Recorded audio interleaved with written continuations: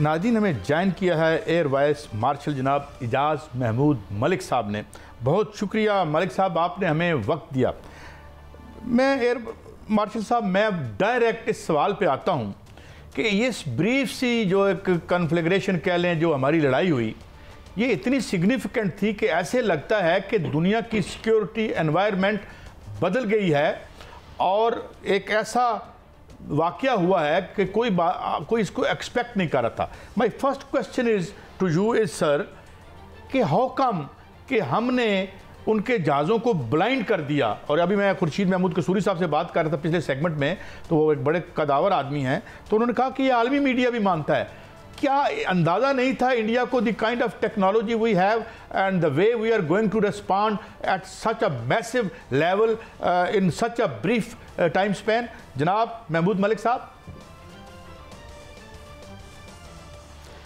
جی بہت شکریہ، آپ کا بڑا پرٹیننٹ سوال ہے.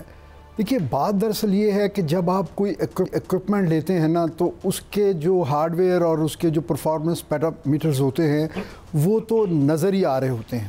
اس میں ایسا کوئی چھپانے والی یا سیکریسی کی کوئی بات نہیں ہوتی. اصل چیز یہ ہے کہ ان اکوپمنٹ کے ساتھ جو آپ کو کیپیبلٹی ملتی ہے اس کو آپ امپلائے کیسے کرتے ہیں. اصل جو سیکریسی ہے وہ اس میں ہے. اور ہمارے کیس میں ابھی ہم نے جو اپنی ایئر فورس میں ماڈرنائزیشن کا ایک بہت بڑا پروجیکٹ انڈیجنسلی شروع کیا ہوا تھا، جس کے آرکیٹیکچر ہم خود بنا رہے ہیں، اور اس کے لیے جو اکوپمنٹ ان کنٹری اویلیبل ہے وہ ہم اپنا استعمال کرتے ہیں، اور کچھ چیزیں ہم باہر سے لے کے ان کو، لیکن اس کا سارا جو سافٹ ویئر اور کنٹرول ہے اور اس کا آرکیٹیکچر اور اس کا آپریشنل جو یوٹیلائزیشن کے جو پیرامیٹرز ہیں وہ بہت سیکرٹ نہیں، بلکہ وہ آپ سمجھیے کہ وہ ٹاپ سیکرٹ ہوتے ہیں. تو دشمن نے ہمارے بارے میں جو ایسٹیمیٹ لگایا اس میں انہوں نے اپنے آپ کو بہت ایڈوانٹیجز پوزیشن میں رکھا کہ جی ہمارے پاس 850 جہاز ہیں، رشین اوریجن کے، فرینچ اوریجن کے، اور جو ہے بہترین یورپین اوریجن کے ہمارے پاس ٹیکنالوجی ہے. تو ہم پریسیجن کے ساتھ پاکستان کو انگیج کریں گے اور پاکستان سے جو ہے ایک شارٹ ٹرم یا لمیٹڈ وار میں ہم کامیابی حاصل کریں گے. لیکن حقیقت اس کے برعکس تھی، اور پھر جو ہوا وہ ہم نے بھی دیکھا، آپ نے بھی دیکھا، اور پوری دنیا نے دیکھا. یہ قائد صاحب ماڈرن وارفیئر ہسٹری میں یقین کیجئے یہ ایک بہت بڑی ڈیفائننگ مومنٹ ہے، جس میں 1990 سے جو ہے ایئر پاور بڑی ایکسٹینسولی یوز ہوئی سارے کانفلکٹس میں، مڈل ایسٹ میں، افغانستان میں، اور ابھی تک ہو رہی ہے غزہ میں. لیکن وہاں سب جگہ یہ ایک طرح کے بنائن یا کمزور ملکوں کے خلاف دنیا بھر کی مائٹ جو ہے وہ اکٹھی ہو کے ان پہ حملہ آور ہوئی، اور انہوں نے بغیر کسی ریزسٹنس کے اپنے مطلوبہ اہداف حاصل کیے. یہ پہلی بار ہو رہا ہے کہ دنیا کی بہترین ٹیکنالوجیز اور اچھی تربیت کے ساتھ ایک مکس، ایک کمبینیشن کے ساتھ یہ جنگ ہونا تھی. لیکن جو ثابت ہوا وہ یہ ہے کہ شاید بھارت نے اکوپمنٹ تو ایکوائر کر لیا ہے، لیکن وہ اس کے اوپر اپنے لوگوں کو اس طرح کامبٹ ریڈی ٹریننگ دینے میں ناکام رہے. لیکن سر یہاں ملک صاحب جو سمجھا گیا اس جو جنگ میں سمجھا گیا تھا وہ تو یہی سمجھا گیا تھا کہ پاکستان بھی شاید اسی طرح ہے جس طرح انہوں نے غزہ کو لیا، یہ وہ سارا کچھ کیا، اور پاکستان کو بھی اسی طرح ہی سمجھا جا رہا تھا کہ ان کے پاس جہاز کم ہیں، جو جہاز ہیں وہ اس ٹیکنالوجی کے نہیں ہیں. رافیل ایک غرور تھا بھارت کا اور پورے یورپ کا غرور تھا، امریکہ بھی اس پہ حیران تھا. لیکن وہاں جو کچھ ہوا، جو گرگٹ کی طرح رنگ بدلتا ہے رافیل، اس کو گرانا، کیا ہماری جو J-10 کی ٹیکنالوجی جس کو چائنیز ٹیکنالوجی کہتے ہیں وہ برتری حاصل کی ہے اس نے، یا ہمارا اپنا کوئی ایسا سسٹم تھا جو کہ ہم نے اس کو چکما دیا؟ قائد صاحب میں عرض کروں، کل اگر آپ سن رہے تھے تو جب پریس کانفرنس ہوئی DGISPR کی، اس میں ہمارے deputy chief of air staff operations نے یہ چیز بڑی وضاحت سے بیان کی کہ یہ ایک فل اسپیکٹرم وار تھی. اس میں तमाम जो हमारे प्लेटफॉर्म जिन्होंने हिस्सा लिया, वो airborne early warning and control systems हों, वो जैमिंग के प्लेटफॉर्म हों, वो इलेक्ट्रॉनिक सपोर्ट मेजर्स के प्लेटफॉर्म हों, वो एक दूसरे के साथ डाटा लिंक्स के साथ वो कनेक्टेड थे। यानी ये आप ये समझिए कि एक बहुत बड़े कॉम्प्लेक्स पैकेज में, जिसमें सुनने वाले, देखने वाले और एक दूसरे को असिस्ट करने वाले सारे एलिमेंट जो है ना, वो सीमलेस तरीके से वो इसमें इंटीग्रेटेड थे। और आखिरी जो चीज़ होती है वो यकीनन इसका जो मिशन कमांडर होता है और जो इसमें पायलट्स हैं, जो इसके कंट्रोलर्स हैं, उन सब की महारत कि वो अपने अपने इक्विपमेंट को उस थ्रेट इन्वायरमेंट में किस तरह इस्तेमाल करते हैं। देखिए, सिमुलेशंस में और क्लासरूम में, ट्रेनिंग इन्वायरमेंट में बात और होती है, लेकिन हमारा जो एयरफोर्स का तुर्रा इम्तियाज़ रहा है, हम हमेशा अपने जो ऑपरेशंस हैं वो हम कंडक्ट करते हैं जी। उसके ट्रेनिंग जो है वो रियल वॉर टाइम सिनेरियोज़ में करते हैं, यानी उसमें हम कोई सेफ्टी कंसिडरेशन नहीं रखते और हम वो तमाम सिनेरियोज़ जो हैं वो क्रिएट करते हैं जो कि दुश्मन कर सकता है। अच्छा, यही हमारी स्ट्रेंथ है। एक बात और बताइएगा अल्लाह के फजलो करम से। एयर वाइस मार्शल साहब, एक और बात, somebody told me, but you know naturally you can confirm it or you know reject it, फतेह 1 और फतेह 2 की जो प्रिसीजन है वो सुना है गैर मामूली है। मुझे कहीं अंदर से एक खबर मिली, मगर अभी कंफर्म शायद हो या ना हो। तो ये फतेह 1 और फतेह 2 की क्या कैपेबिलिटी है और कितना रोल था इसका हमारी इस सक्सेस में?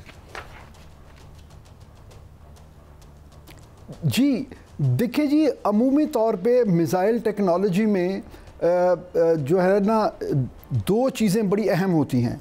एक उसका गाइडेंस सिस्टम है और एक कि वो किस तरह का और किस मिकदार का इक्विपमेंट, कितनी पे लोड जो है वो कितनी तेज़ी से लेके जाता है ताकि दुश्मन का रिएक्शन टाइम कम हो जाए।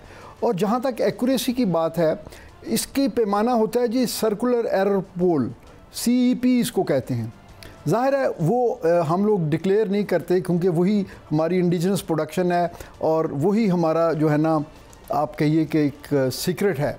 तो उसको रिवील किए बगैर हमें ये पता था अल्हम्दुलिल्लाह कि हमने अपने ट्रायल्स में इससे पेशतर ये इस तरह के अहदाफ पे रियल टाइम में इसकी तरबियत जो है अपने ऑपरेटर्स की हुई थी और नतीजा आपने देखा कि हमने कोई भी टारगेट मिस नहीं किया। कल हमने 26 टारगेट्स की इंगेजमेंट की बात की तो भारत भी मान रहा है कि उनको हमने 26 या 26 जगहों पे उनको एंगेज किया और इंटरनेशनल मीडिया भी ये बता रहा है। एयर मार्शल साहब, हमने आप देखिए ना, कल उनकी भी प्रेस कॉन्फ्रेंस थी।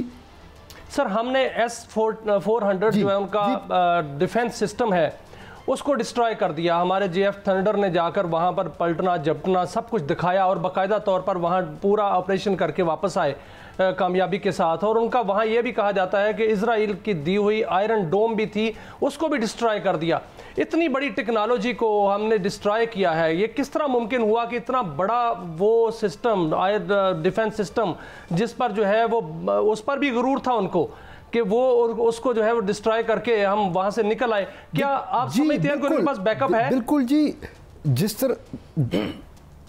जिस तरह स्ट्राइक कैपेबिलिटी के लिए उनको जो है उनका सेंटर ऑफ ग्रेविटी या जिस पे वो बड़े अपना तकब्बुर कर रहे थे वो राफेल जहाज़ थे, इसी तरह एयर डिफेंस के लिए वो अपने S-400 बैटरीज़ पे जो उन्होंने 5 बैटरीज़ रशिया से ली थी और उनको जो उनके वल्नरेबल एरियाज़ थे उन सब की कवरेज के लिए उनको उसके डिफेंस के लिए उन्होंने लगाया हुआ था। तो हमने तो उनमें से सिर्फ जो है जी 2 को टारगेट किया क्योंकि जहाँ से हमारे ऊपर कोई अटैक जो है इस पर्टिकुलर कॉम्बैट में आ सकता था और उनको पहले ही हल्ले में जो है उस पहली वेव में उनको न्यूट्रलाइज कर दिया गया। बिल्कुल ठीक है। अच्छा एयर मार्शल साहब, एक और मैं हवाले से बात करना चाहूँगा। एक Chinese, if I hope I am pronouncing it rightly, एक PS-15 है जो एक बहुत ही प्रिसीजन मिसाइल चाइना का भी है। اس کا رول اور کہا جا رہا ہے، جہاں ایئر مارشل ریٹائرڈ جناب شاہد اختر صاحب میرے ساتھ تھے اگلے دن، کہ یہ جو وار تھیٹر میں ٹیکنالوجی چائنا کی ٹیسٹ ہوئی ہے، اس نے تو پورا رخ بدل کے رکھ دیا ہے. اینڈ اب لوگوں یعنی اس کو کیسے دیکھیں گے آپ؟ جی بالکل آپ صحیح کہہ رہے ہیں. دیکھیے اس سے پہلے چائنا نے پچھلے 10 سے 15 سالوں میں ایویشن انڈسٹری ملٹری انڈسٹری میں انہوں نے بہت ایڈوانسمنٹ کی. دیکھیے اب وہ کہاں وہ اگر پرانے وقتوں کی آپ دیکھیں تو وہ ہم ان کے جہاز جو ہیں وہ F-6 جہاز اڑایا کرتے تھے اور F-7 جہاز اڑایا کرتے تھے، جو آپ سمجھیے کہ مینول جہاز تھے، ان کو 2.5 جنریشن سمجھا جاتا تھا یا کہا جاتا تھا. آپ دیکھیے وہ 5th جنریشن اسٹیلتھ جہاز بنا رہے ہیں، تو ان کی ٹیکنالوجی تو بہت ایڈوانس ہے. لیکن چائنا چونکہ اس کا مین فوکس جو ہے وہ اکنامک مائٹ پہ ہے، ان کی کسی سے جو ہے ڈائریکٹ لڑائی نہیں ہوئی، تو اس لیے چائنیز ایکوپمنٹ جو ہے وہ کسی ریئل وار تھیٹر میں اس سے پہلے اتنے بھرپور طریقے سے استعمال نہیں ہوا. تو وہ میں آج ایک انٹرنیشنل نیوز پیپر کا آرٹیکل پڑھ رہا تھا، انہوں نے یہ کہا کہ یہ ایک یونیک کمبینیشن بن گیا ہے کہ چائنا کی جو ٹیکنالوجی اور اس کو آپریٹ کرنے والے پاکستانی، تو دو بہترین چیزوں کی فیوژن سے، آپس میں مرجر سے، یہ ایک ایسا پوٹنٹ تھریٹ بن گئی ہے کہ جس نے پورے اس ملک صاحب ایک چھوٹا سا سوال ہے کہ ہم نے چائنا کی جو ٹیکنالوجی ہے اس کو استعمال کیا. چائنا کی ٹیکنالوجی تھی، ہم نے اس کو استعمال کیا. چائنا نے 40 سال تک یہ ٹیکنالوجی استعمال نہیں کی تھی، لیکن ہم نے استعمال کر کے چائنا کی مارکیٹ کو اتنا اونچا لے گئے ہیں، اتنا بڑھا دیا ہے. کیا چائنا ہمیں S-35 گفٹ کرے گا؟